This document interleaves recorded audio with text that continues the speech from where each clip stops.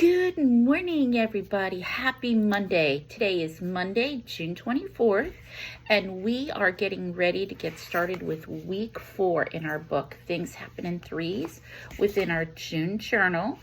Now, remember, we've been doing a whole lot of talking about threes in the Bible this month and how God used the representation of threes with people, places, and things along the way. Well, today we're going to be talking about how God already knew he had a plan for man and woman. He already knew what he was going to need us for and call us for and do us for. And how do we know that he knew that this earth was going to have to sustain man? Was because on day 3, God created dry land, seas, and then plants and trees. So he already knew that man was going to need the world to sustain him, to give him protection, to give him life, to grow the food that we needed, to fish for the food that we needed. So he already knew that we would need these things long before he created everything else on this earth, including man and woman, or Adam and Eve. So just keep that in mind when you're wondering, God, what? Did you really know I was going to be here? Yes, he actually did. He knew long ago when he was first creating the world that we would need to be sustained on this world. So he prepared the way first. He's preparing the way first so that you can be sustained and live a good, happy life on earth. So today is Monday. We are currently in week 4 of our journal. And again, I just jot the day on here because if I want to come back and remember something or jot down something from the first part of our Things Happen in Threes journal. Today, as usual, we're going to be focusing on 3 people. Remember, sometimes we don't tend to focus on ourselves if we're focusing on others. So write down the names of 3 people you're focusing on. Those 3 people can be anybody you want them to be. They could be the same 3 people every month. They could be different people. They could be grouped. One of the things that I'm doing today is I'm remembering 3 people. Sadly, there are a lot of people going through things. So I'm trying to kind of group them together, okay, by illnesses or job seeking, issues at work, issues in their family, different things like that. So that's what I'm doing there. And I'm also putting a little note so that I remember later what it was I was focusing on them. And don't forget, call them, text them, email them, let them know you're thinking about them because they may need to know that they're not alone. So take that 30 seconds to shoot them a quick text or leave them a quick voicemail. Just let them know that you're thinking about them today. If they need for anything to reach out, even if it's just a prayer.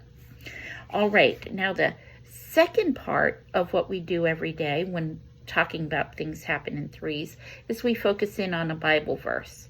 And with that Bible verse that I already have here for you, already written out, you're going to rewrite that verse in your own words so that it has special meaning to you, or just copy the verse over here, just so you write it, because we tend to remember things more and have them buried in our heart more if we read it, if we say it out loud, and if we write it. So go ahead and do that here. And then under here, I've left room for you to just kind of write and apply how that verse means to you today. What does that verse mean to you today? Sometimes we'll read a verse as if it's the very first time we read it because it's like fireworks blowing up in the sky.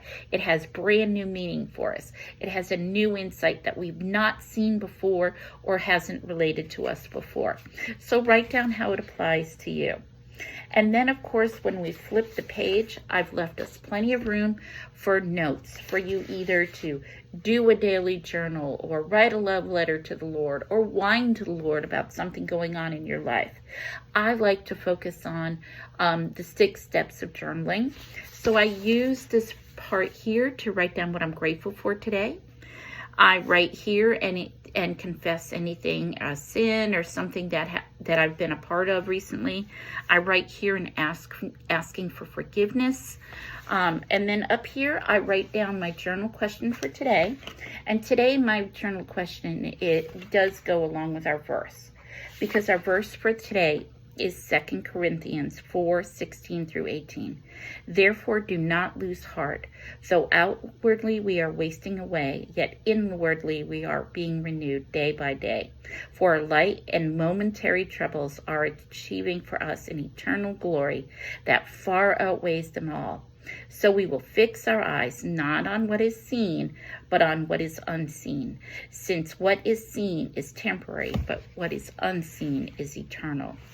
So my journal question for today is, Lord, how can I fix my eyes on you? Down here, I'm going to write what I feel like the Lord is answering. And then, of course, my 6th step is obeying. So that's it for today, guys. Thank you for coming back. Don't forget, YouTube channel is Pat's War Room. Hit subscribe while you're viewing the videos there. If you're on my Facebook page in Pat's War Room, the journal question would be pictured in the first comment. And if you are watching on Instagram, I'll put the journal question in the description there, and YouTube channel as well. That way you don't have to worry about, oh my gosh, what did she say? It'll all be right there. Have a great day, guys. See you tomorrow. Bye-bye.